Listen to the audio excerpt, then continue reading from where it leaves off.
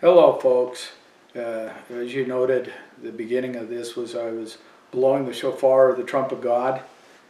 And one of the purposes of the shofar, or the trump of God, is a call to arms, is a call to defense.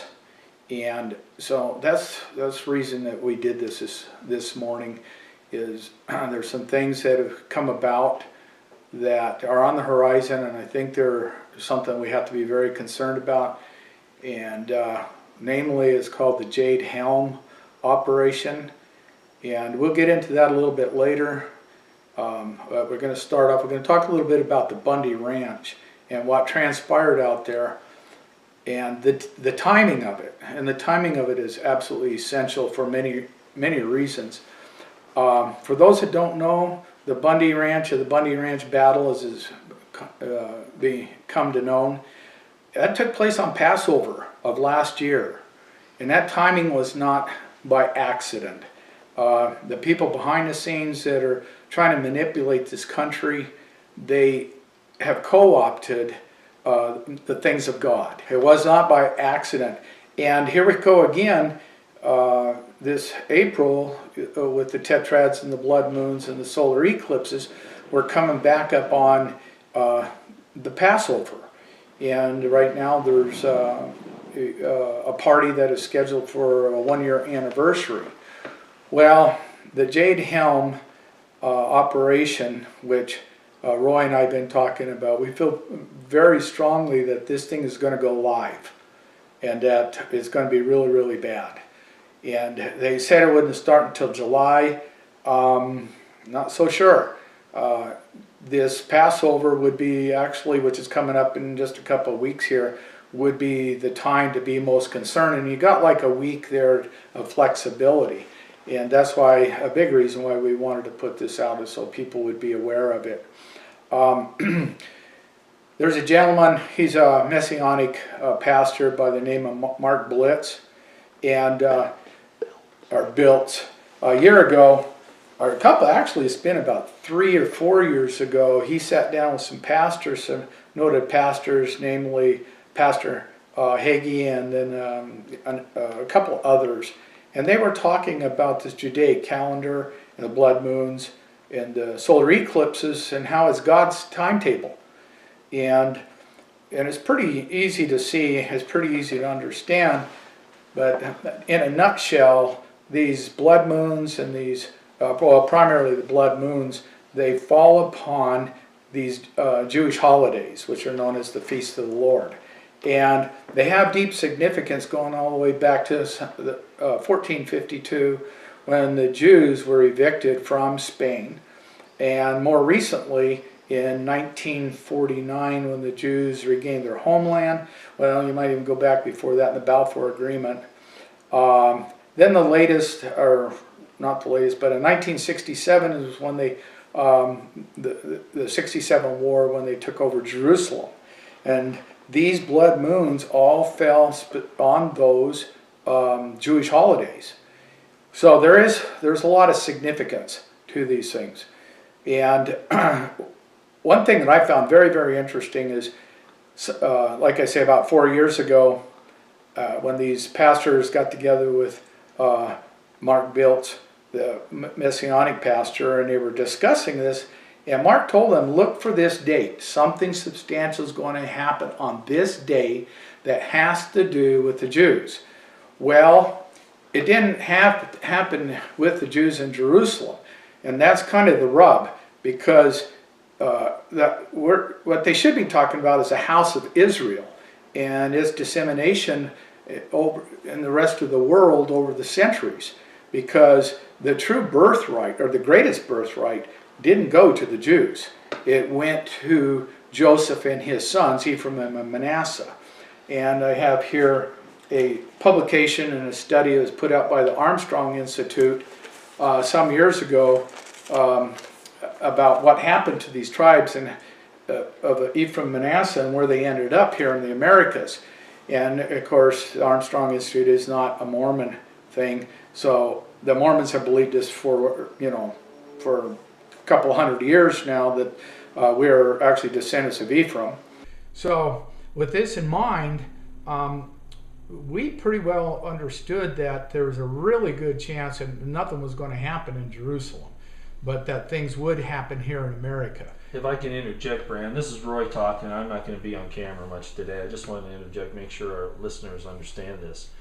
There's a significant difference in prophecy between the Jews and Israel, and most Bible scholars and pastors and preachers and that type really don't understand the difference. The Jews have to do with Jerusalem, with Judah.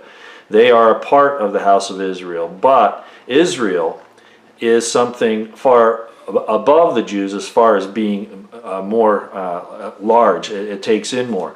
And Israel, of course, the lost 10 tribes, as they call it, disappeared when the Assyrians came down and conquered the northern kingdom called Israel and took them away. And that bloodline was spread out all around the world. Judah is a part of Israel, but in history and in the prophecies, when it talks about Israel, it's talking about these scattered 10 tribes. That's how the prophecies work. When it talks about Jews, it does mean the Judahites or the Jews, those claiming to be Jews in Jerusalem. So that's the rub that we want to make sure everybody understands. Sorry, Brian. And that's a really good point, because one of our issues with the Christian nation, now the Christian people, they just don't seem to get that. They don't seem to get it at all, and they're always talking about Israel as Jerusalem and that they need to be taken care of and protected. Well, the problem is they've been co-opted. They've been co-opted by evil influence, the same way our country's been co-opted by evil influence. And they are actually, this evil influence is actually the people that are in charge. Now, when you go back to the 49th chapter of Genesis, it talks about Joseph's blessings, that it prevailed above his progenitors unto the utmost bound of the everlasting hills. And even a lot of Bible scholars, especially the Mormons, understand this as to be the Rocky Mountains. And if you go back and you look at church history with Joseph Smith and Brigham Young, they expounded on this. Not just them, but everybody that was deep into the Mormonism at that time, they understood this, that this is the prize. And interesting enough, that now the way the world economy is going, we wanted to talk about this Asian, what was it called? Asian Development Investment Bank, or Asian Investment Bank, yeah. And this is expediting the collapse of the petrodollar, or the US dollar, which the Rothschilds are tied to. Always remember this, the Rothschilds are tied to the US dollar. And the Chinese now have their own collateralized account, and they're going to be putting out a currency that is backed by gold. And there's been a lot of interesting developments just in the last few years along these lines. And what it amounts to is the Rothschilds just can't compete. In fact, they couldn't even get their vaults, the gold in their vaults collateralized where the Chinese have. However, not everybody's going to BRICS or this Asian investment banking. There's one country that's not going to it, and that is the United States, because we are still controlled by the Rothschilds. Our banking industry is controlled by the Rothschilds, and they're not going to let it go. And the big prize is the West. There's something like $126 trillion worth of minerals in the West. When you say the West, Brian, you mean the Western states, which, by the way, are identified in the Jade Helm op plan. It's not really the op plan. The op plan no one has seen yet, but the request for realistic training, which refers to the op plan. Yes, we're talking about the Western United States, and that the beginning of that, well, it's been going on since the early 90s, but it reached a crescendo here last year with the Bundy Ranch, and they wanted to do it by stealth. And that was a reinterpretation of the Enabling Act, which they came up with in '93. And they got caught with their hand in the cookie jar, the BLM did. And the BLM is really just the personal army of Harry Reid and Obama. And they were going to try and take everything by stealth, but they got exposed. It didn't work. So your point again with Biltz was that incident that those pastors thought was going to happen in Jerusalem actually happened on those exact days, yeah, here in Nevada. Here in Nevada.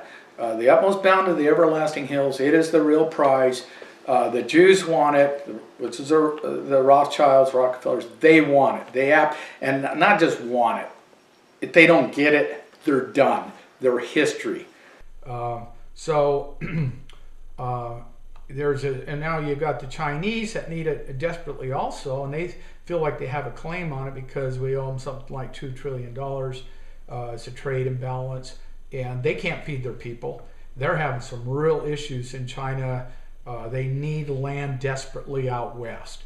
And if they want to maintain their superiority with their collateralized accounts, they got to get that. They got to get these Western states, because if the Rothschilds can claim them, they're going to end up victorious. So here we are in the middle of these two powerful entities, and we're hoping that we can somehow turn them against each other, or get the people in the Western states and the law enforcement and the military to wake up and see what's happening and how really nasty this has the potential of getting. And I expect it to get nasty.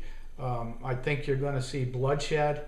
I hate to see that, and that's one reason that we're doing these videos. So maybe we could take a little bit of a break right there. Let me interject while Go we're ahead. here, and you can add in too, Brandon. I'm sorry I'm off camera. It's just better at this point. We're actually running two so that we can give you a little different perspective in the videos. But at any rate, if you don't know what Jade Helm is, and it's not really tied to that directly, but the Asian Development Investment Bank.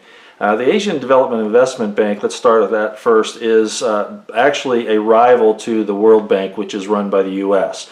So that's the rub. This is going to hurt the U.S. influence around the world, especially in Asia.